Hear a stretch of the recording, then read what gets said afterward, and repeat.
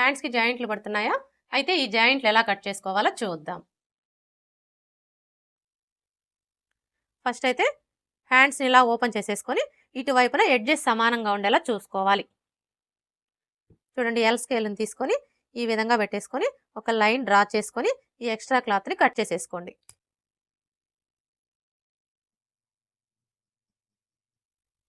ఇలా కట్ చేసుకున్న తర్వాత ఇప్పుడు మనం జాయింట్లు వేసుకోవాలి అంటే ఖర్చు కావాలి కాబట్టి ఖర్చు కోసం 1/2 ఇంచి లేదా 1/2 ఇంచ్ మార్జిన్తో ఒక లైన్ డ్రా చేసుకోవాలి.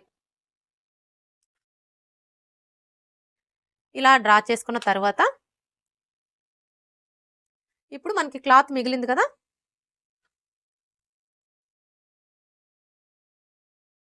ఇప్పుడు ఈ మిగిలిన క్లాత్ని ఈ విధంగా పెట్టేసుకోవాలి.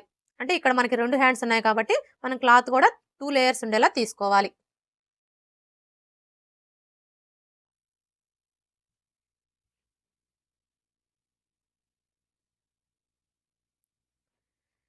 ఇక్కడ కూడా మనకి ఎడ్జెస్ సమానంగా ఉండేలా చూసుకొని ఇటువైపును కూడా 1/2 ఇంచి లేదా 1/2 ఇంచ్ మార్జిన్తో ఒక లైన్ అనేది డ్రా చేసుకోవాలి.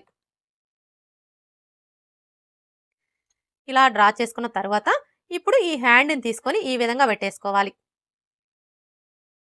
చూడండి, మనం హ్యాండ్ని ఈ విధంగా పెట్టేసుకున్నప్పుడు ఇప్పుడు మనం మార్క్ చేసుకున్న ఈ 2 మార్కింగ్లు కూడా ఇలా ఒకదాని మీద ఒకటి ఉండేలా చూసుకోవాలి.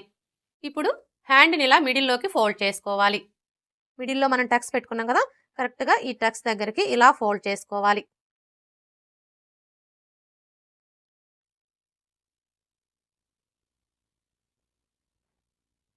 ఇలా ఫోల్డ్ చేసుకొని ఇప్పుడు ఈ హ్యాండ్ కంటే కూడా చుట్టూ ఒక 1/2 ఇంచి లేదా 1/2 ఇంచి ఎక్స్ట్రా ఉండేలాగా కట్ చేసుకోవాలి. కరెక్ట్గా మాత్రం కట్ చేసుకోవద్దండి, ఒక 1/2 ఇంచి లేదా 1/2 ఇంచి ఎక్స్ట్రా ఉండేలాగానే కట్ చేసుకోండి.